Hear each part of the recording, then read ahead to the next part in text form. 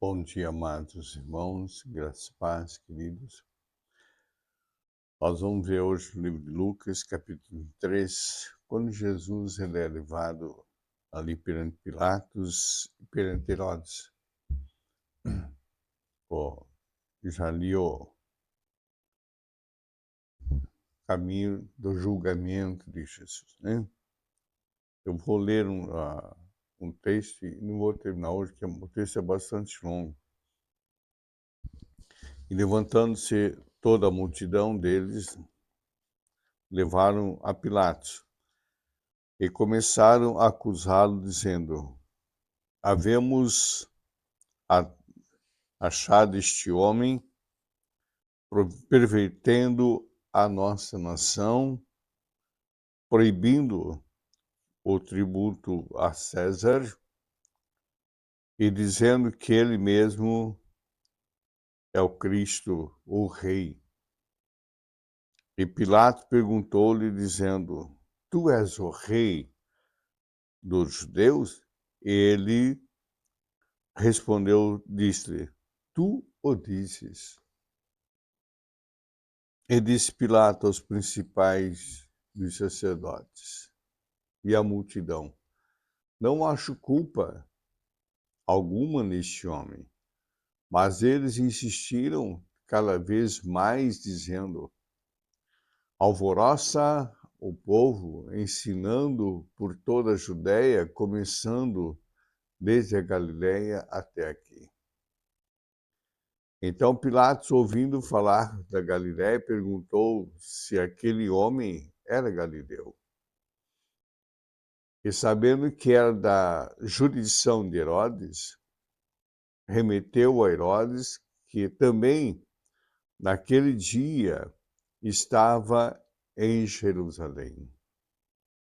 E Herodes, quando viu a Jesus, alegrou-se muito, porque havia muito que desejava vê-lo, por ter ouvido dele muitas coisas e esperava que ele faria fazer algum sinal. Interrogaram-no com muitas palavras, mas ele nada lhe respondia. Estavam os principais dos sacerdotes, os escribas, acusando-o com grande veemência. E Herodes, com os seus soldados, desprezou-o, escarneceu dele, vestiu-o a uma roupa resplandecente e tornou a enviá-lo a Pilatos. E no mesmo dia, Pilatos e Herodes entre si fizeram amigos, pois dantes andavam em inimizade um com o outro. E convocando os principais dos sacerdotes, os magistrados e o povo, disse-lhe: haveis-me apresentado este homem como pervertor na presença de que, encaminhando a vossa presença, nenhuma culpa das que acusais acho neste homem, nem mesmo Herodes, porque ele vos remeti, e eis que não tem feito coisa alguma digna de morte. Castigá-lo-ei, pois, e soltá-lo-ei. E era-lhes necessário soltar um pela festa. Mas toda a multidão clamou uma voz dizendo: fora daqui com este homem, solta-nos Barrabás.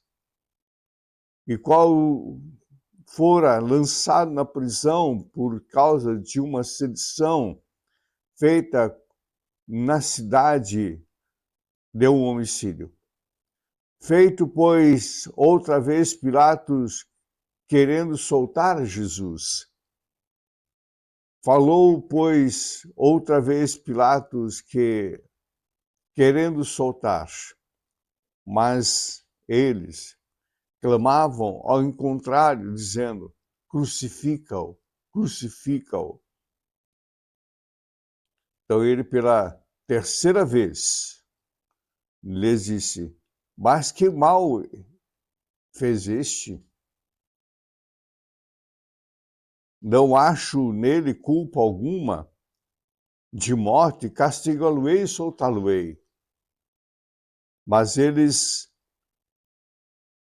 estavam com grandes gritos pedindo que fosse crucificado, e os seus gritos e os principais sacerdotes redobravam. Então Pilatos julgou que devia fazer o que eles pediam e soltou-lhes o que fora lançado na prisão por causa de uma sedição, homicídio, e que pediram entregasse a Jesus. Queridos, eu li todo o texto. Nós vemos aqui o que fizeram com Jesus. Apesar de Pilatos ser um governador de Roma, tinha muito mais temor de enviar Jesus à crucificação do que os sacerdotes, daqueles que conheciam as Sagradas Escrituras e sabiam que as letras apontavam para Jesus. Porém, não tinham temor de Deus, não tinham temor de Deus. E nós vemos nessa situação, queridos, a situação que nós vivemos ainda hoje no Brasil e no mundo. Pessoas que se dizem muitas vezes sacerdotes, às vezes eu paro diante de uma situação, eu falo, meu Deus, com tanto conhecimento, por que ainda se mantém dessa forma? Mas ainda crucificam a Cristo, negam a Jesus e se prostram diante da idolatria. Eu não sei até quando, querido. Eu tenho orado e clamado ao Senhor que Deus tenha misericórdia. Deus tenha misericórdia, porque o Senhor está voltando, querido. Vai pedir conta de tudo isso. Vai pedir conta de tudo isso. Nós vemos que a situação aqui não é diferente. A multidão que, vamos falar aqui, ontem exaltava o Senhor, hoje gritava crucifica-o. Que a multidão ela vai com volume, né? É como dunas, ela não para. Nós vemos isso ainda hoje nas igrejas. Uma igreja hoje está cheia, amanhã houve alguma outra coisa estranha lá, sai daqui, corre para lá. Eles não têm firmeza, não param. É importante, queridos, a gente observar os sagradas escrituras, aquilo para qual aponta. Jesus precisava passar por isso, claro que precisava. Ele veio para isso, a finalidade dele era isso, era arrancar o pecado do mundo. E para isso ele tinha que passar por toda a acusação, por todo o sofrimento. E lembrando, querido, lembrando, tudo isso que Jesus passou, ele foi o caminho. Todos aqueles que se propõem a ser verdadeiramente do Senhor, vai passar por situações assim. Se eu não me engano, na Síria, eu ouvi dizer que aí desse tempo estão crucificando cristãos. Cristãos ainda estão sendo mortos por causa do nome de Jesus Cristo, por causa do nome de Jesus. Sabe, às vezes a pessoa fala, não, eu sou cristão, agora não tem. Querido, nós vamos passar pelas tribulações. Jesus deixou esse exemplo. É importante ver aqui, Pilatos tentou, não viu Pilatos sendo ímpio, Herodes sendo ímpio, não viram o motivo de crucificar Cristo, de condená-lo. Mas aqueles que conheciam, diziam conhecedor das Sagradas Letras, provocou a multidão para que levantou falsos acusadores, para crucificar Jesus e soltar um homicida. Para um pouquinho, querido, nesse contexto todo. Vê se tem alguma coisa acontecendo nos nossos dias hoje no Brasil. Nós precisamos tomar cuidado, amado. A igreja, voltar ao primórdio, voltar aos fundamentos. Uma igreja de oração, uma igreja de clamor, uma igreja voltar ao arrependimento.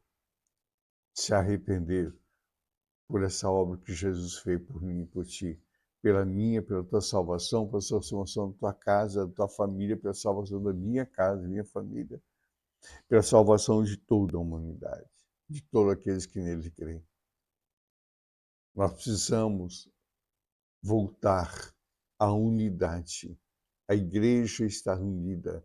Não importa se é Brasil para Cristo, se é Assembleia de Deus, se é a Igreja Fonte da Vida, se é presbiteriana, se é quadrangular, nós somos o corpo. E como corpo precisamos unir juntos, caminharmos juntos, bombardeando o céu de oração, e clamar pela intervenção do Senhor, que o Senhor disse ao meu povo, que chama pelo meu nome, me buscar, se arrepender, clamar a mim, eu virei e sararei essa terra.